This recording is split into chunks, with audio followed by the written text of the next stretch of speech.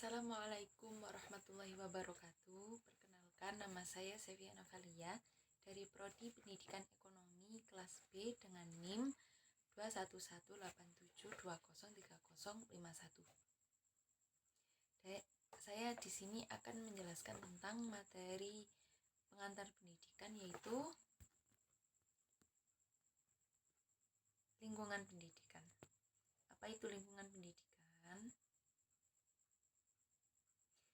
Lingkungan pendidikan dapat diartikan sebagai berbagai faktor lingkungan yang mempengaruhi praktek pendidikan.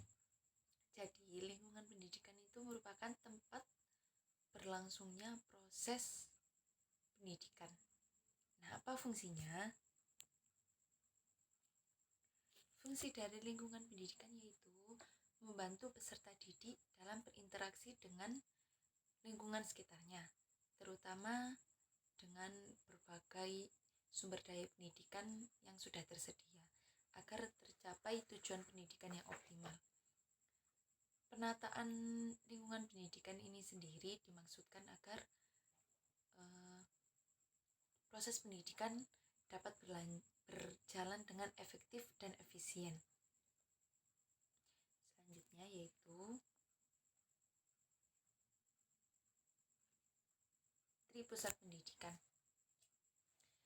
Tripusat Pendidikan ini merupakan konsep pendidikan yang dikemukakan oleh Ki Hajar Dewantoro, yaitu Bapak Pendidikan Indonesia. Nah, Tripusat Pendidikan yang dimaksudkan di sini ialah lingkungan pendidikan yang terdiri dari lingkungan keluarga, lingkungan sekolah, dan lingkungan masyarakat.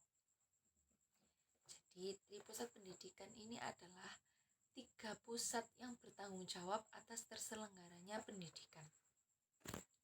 Nah, apa saja itu? Yang pertama yaitu keluarga, yang kedua sekolah, yang ketiga masyarakat. Nah, dalam keluarga, orang tua itu mempunyai peran yang sangat penting dalam membentuk dan mengembangkan karakter serta kepribadian anak. Keluarga ini merupakan unit terkecil dalam masyarakat yang berisi orang tua dan anaknya. Dan anak itu kebanyakan pasti pembelajaran pertama yang ia dapat itu dari keluarga. Maka kualitas karakter keluarga itu biasanya sangat menentukan kualitas anaknya juga. Jadi apabila kualitas karakter di keluarga tersebut baik, maka kemungkinan besar karakter yang dimiliki oleh anak mereka juga akan baik seperti keluarganya. Yang kedua yaitu sekolah. Mohon maaf, saya di sini belum mencantumkan materi tentang sekolah, jadi saya akan menjelaskan saja. Sekolah itu merupakan satuan pendidikan yang menyelenggarakan kegiatan belajar secara formal atau biasa disebut dengan pendidikan formal. Penyelenggaraan pendidikan di sekolah saat ini lebih tepat mengedepankan fasilitasi kepada peserta didik dalam artian student center, bukan teacher center. Peran guru dalam memfasilitasi peserta didik ini dapat dilakukan dengan banyak cara. Salah satunya yaitu guru tidak lagi memberikan informasi secara searah dalam bentuk ceramah, namun guru itu juga bisa menjadi motivator, mentor, serta tutor bagi peserta didiknya. Dan biasanya pembelajaran yang diberikan di sekolah ini tidak diberikan di keluarga ataupun di masyarakat. Yang ketiga yaitu masyarakat. Masyarakat itu merupakan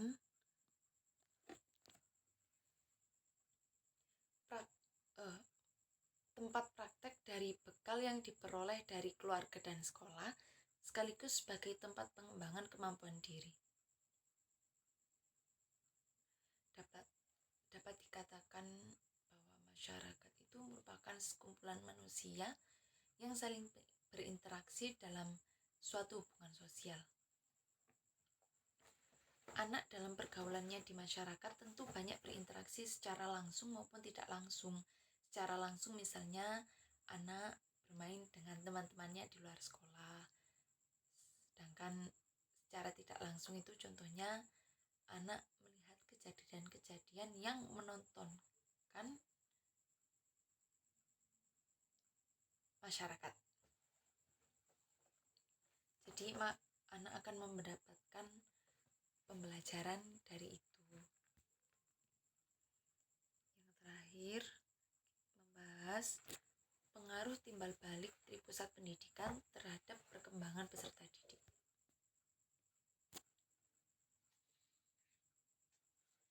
Nah, dalam keluarga, fungsi dari pendidikan keluarga yaitu sebagai tempat awal anak tumbuh dan berkembang. Jadi, semua pengalaman pertama yang anak alami itu ada pada lingkungan keluarganya.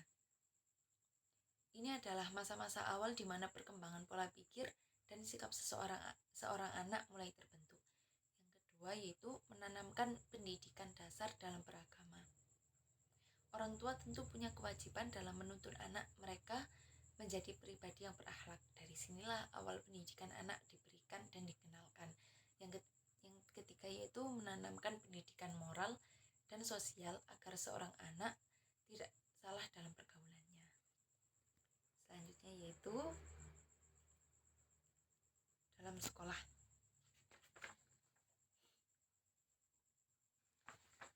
Jadi, apa sih sumbangsih sekolah dalam proses perkembangan peserta didik? Jadi sekolah itu menanamkan sikap budi pekerti yang baik dan membantu mengajarkan kebiasaan-kebiasaan yang mencerminkan pribadi seorang siswa. Selanjutnya yaitu membantu anak untuk melatih kecakapan dalam membaca, menulis, menghitung, menggambar. Semua hal tersebut bertujuan untuk mengembangkan pengetahuan serta kecerdasan anak. Yang ketiga yaitu memperdalam pembelajaran agama, etika, dan sopan santun, serta yang terakhir yaitu memberikan pendidikan pengembangan diri yang tidak didapatkan saat di rumah. Seperti yang saya katakan tadi. Selanjutnya, pengaruh timbal balik dari pusat pendidikan dalam perkembangan peserta didik di lingkungan masyarakat.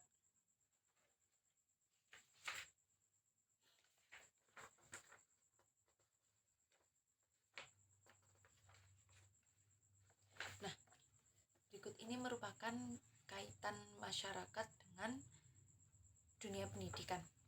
Masyarakat itu menyediakan berbagai sumber belajar yang dipelajari dalam pendidikan masyarakat. Tidak melulu pengetahuan saja, namun juga diberikan keterampilan seperti kerajinan tangan, kesenian daerah, dan kegiatan lain yang membantu masyarakat untuk mendapatkan pengalaman, terutama untuk anak. Yang kedua yaitu lingkungan masyarakat, di dalamnya ada lembaga keluarga dan lembaga sekolah yang notabene sebagai penyelenggara pendidikan bagi anak. Yang terakhir yaitu masyarakat sebagai penyelenggara pendidikan. Masyarakat yang baik dan maju adalah masyarakat yang mampu memberikan sarana terhadap masyarakat luas. Salah satunya yaitu sarana pendidikan. Sekian yang dapat saya sampaikan. Kurang lebihnya saya mohon maaf. Wassalamualaikum warahmatullahi wabarakatuh.